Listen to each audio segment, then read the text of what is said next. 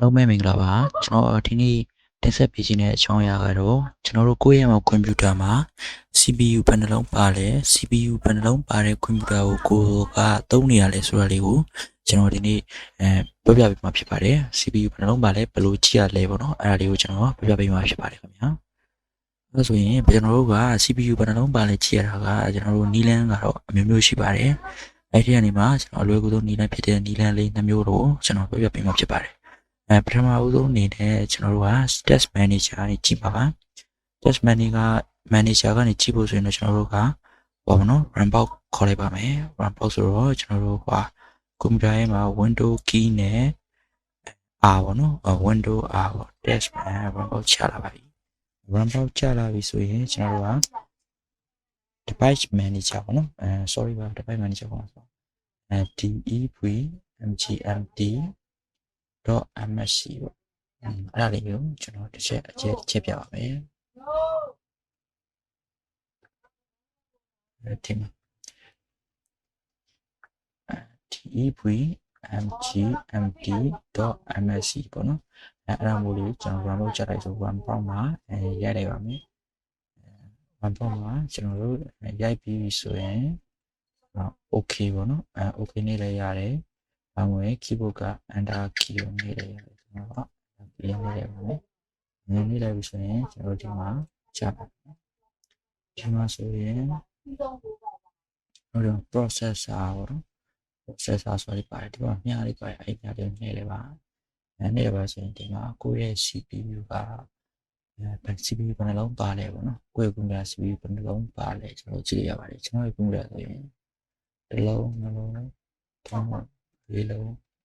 ၅လုံး၆လုံး9လုံး10လုံး9လုံး10လုံး11လုံး12လုံး13လုံး14လုံး15လုံး6လုံးကျွန်တော်ရဲ့ကွန်ပျူတာဆိုရင်ဒါ CPU 16လုံးပါတယ်ပေါ့နော်အဲ့လိုအချမ်းမြပြင်ကျွန်တော်ကြည့်လို့ရပါတယ်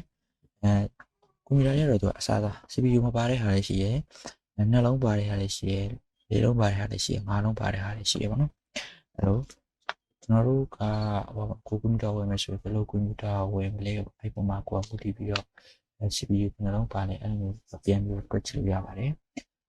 ကျွန်တော်တို့ကပေါ့နော်ဗီဒီယို editing နဲ့ Photoshop တွေလုပ်မယ်ဆိုရင်တော့ဆုံး CPU 6လုံးပါတာလေးကိုဝယ်သင့်ပါတယ်ပေါ့နော်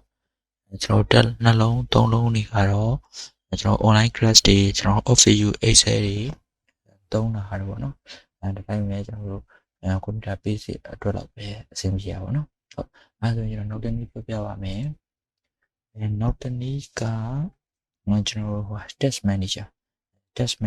ကနေကျွန်တော်တို့ကြည့်မှာပေါ့နော်စောတော့က device manager အခုစားက test manager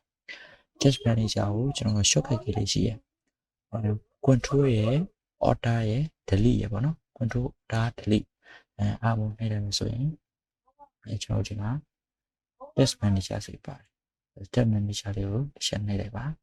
နှိပ်လိုက်တဲ့အချိန်မှာကျွန်တော် processor လေးကိုရောက်နေကျွန်တော်ဘယ်တဲ့ဝင်လာဆိုဒီမှာ performance ပေါ့နော် performance တွေဝင်လာမယ် performance တွေကိုတစ်ချက်နှိပ်လိုက်ပါအဲ့ဒီမှာ CPU ဆိုပြီးတော့ပေါ်နေပါနော် CPU တစ်ချက်နှိပ်လိုက်တဲ့အချိန်မှာကျွန်တော်ဒီမှာရပါမယ်နော် logical processor 16နော်ကျွန်တော်တို့ရဲ့ကွန်ပျူတာဟာအချိန်မြပြင် CPU 16လုံးပါတယ်ဆိုပြီးတော့ကျွန်တော်တို့ပေါ်ပြပေးထားတယ်ပေါ့အဲ့ဒီမှာကျွန်တော်အရေးအတွက်ဒီစိတ်ကြည့်လို့ရပါတယ်ခင်ဗျာဟုတ်ကျွန်တော်တို့က solid တော့ကဟိုနော် control order delete နဲ့ကျွန်တော်ကြည့်လိုက်တာဒီလို control order နဲ့ကြည့်ပဲနေကျွန်တော် run box ကနေပေါ့နော်window R နှိပ်ပြီးတော့run box ကနေ test manager ဆိုပြီးရိုက်ရှာလိုက်ရ DSK MGR ပေါ့ test manager အဲ့ဒါရိုက်ရှာရင်လည်းရပါတယ်ဟုတ်ဟုတ်အဲဆိုရင်တော့ကျွန်တော်ဒီနေ့ကတော့ဒီလောက်ပါပဲခင်ဗျာ